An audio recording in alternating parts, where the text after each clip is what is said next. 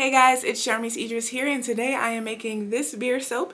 And before I can start with my lye solution mixing or melting of my butters, I need to first prepare the beer. So the beer I'm using today is actually a local IPA from here in Greenville, South Carolina, and it's from Brewery 85. And the first thing I'm going to have to do is simmer out my carbonation and alcohol. And from what I've learned, if you don't do this first, then you can end up with a lye volcano when you're trying to mix the lye with the beer. And anytime I hear lye volcano, I'm not about to experiment with that. So we're going to go ahead and simmer this for 15 to 20 minutes. And I actually did do 20 minutes. And I did a total of 2 cans because I will lose some of it to evaporation. And I will actually sit here and watch this just because I don't want my beer to bubble over. I want to simmer it until there are no bubbles on top. And another way you can do this is actually open the beer prior to, like a couple days prior to actually making the soap, and letting it go flat for like 2 days and then boiling it.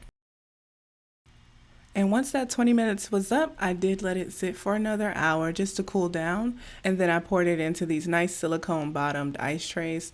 And if you've been around for a while, you know this is how I typically do my lye solution anyway, but with distilled water.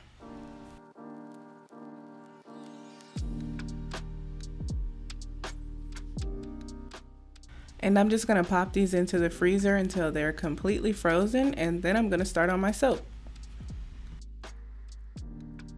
First, I'm going to measure out the lye, and then next I will measure out the frozen beer cubes. And you can do 100% of the beer as the distilled water, but I did mostly beer, and then I just topped it off with distilled water just to get to the exact measurement.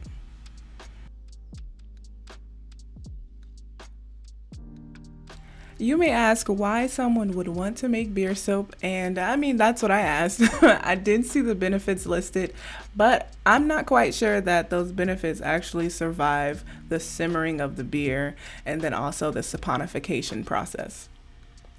So I would say it's a very nice gimmick just to say you made beer soap, and depending on the soap recipe you're using, it can lend to a fluffy lather.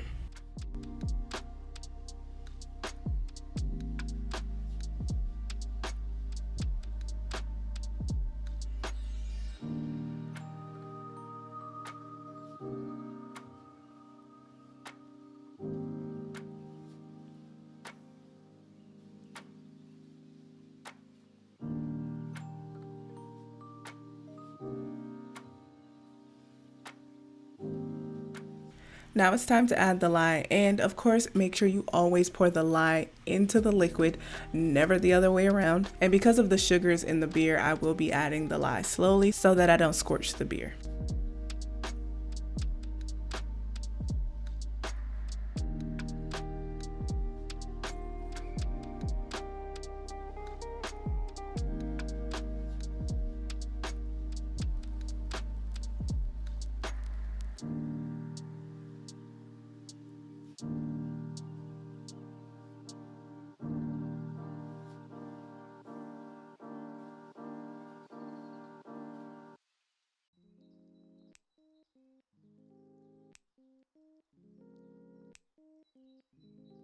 Next, I'm going to go ahead and weigh out my shea butter, and I do have the recipe down in the description below, but I'm going to go ahead and weigh out my shea butter first so that I can melt it down, and then I will add my castor oil, olive oil, and coconut oil. And the cocoa butter recipe that I have on a bunch of my other videos, it does actually work very well as well for a beer soap.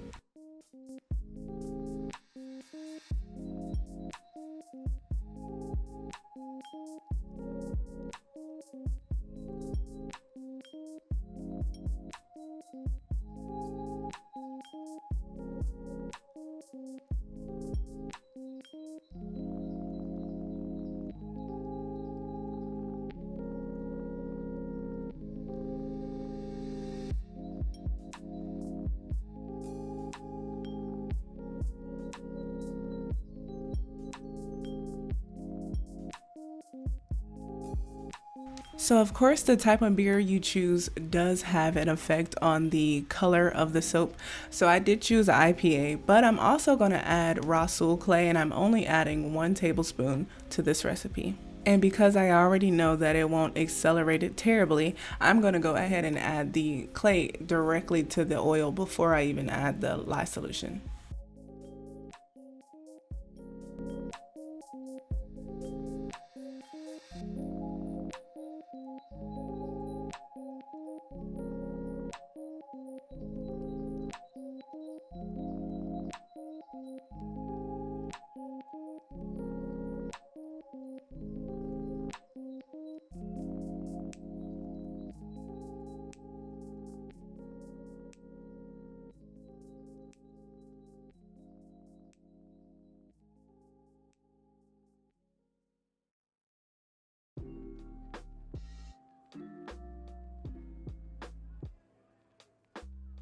Now that the clay is fully mixed into the butters and oils, I will go ahead and pour in my lye solution. And I will be mixing in real time so that you know exactly how long it took me.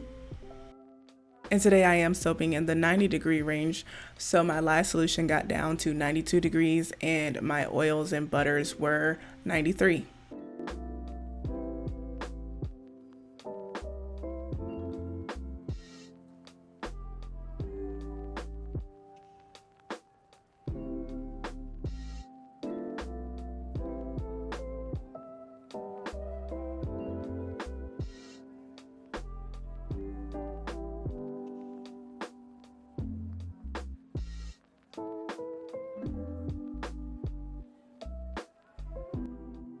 Now that my soap is emulsified, I'm going to go ahead and add the fragrance. And the fragrance I'm using today is Black Tuxedo from Nature's Garden, and it smells so good. And while we're talking about smells, yeah, the smell of the beer soap is not great. It smells like beer. Smells like cooked beer. But I find that that smell typically goes away in about a week, but after curing, I don't smell it at all.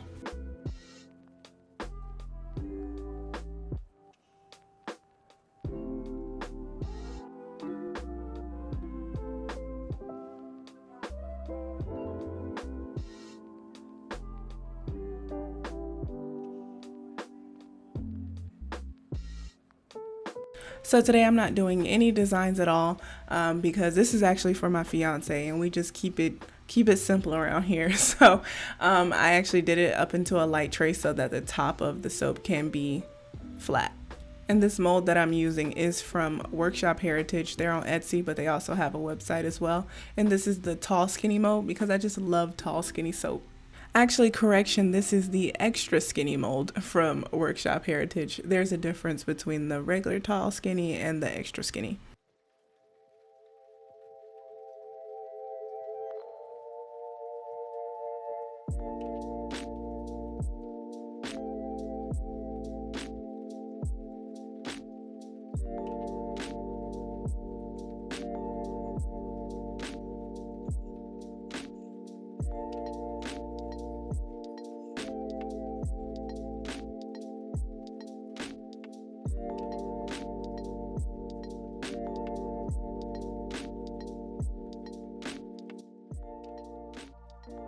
Now that it's all poured, I'm going to spray it with my 99% isopropyl alcohol, and I do this just to combat the soda ash that may come.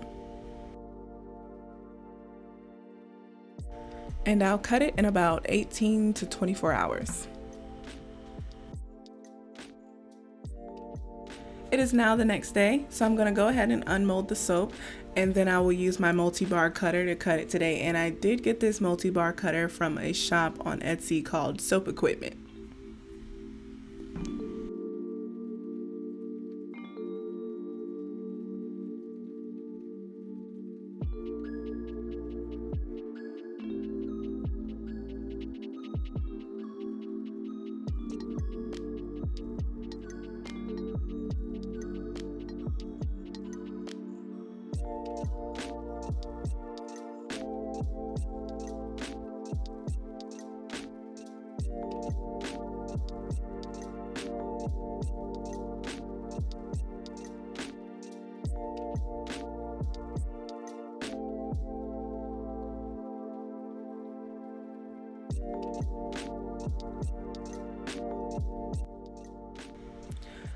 Of course, there's not much to see here because I didn't do a design, but here's the inside of the soap. It will actually end up being the color of the outside that you see.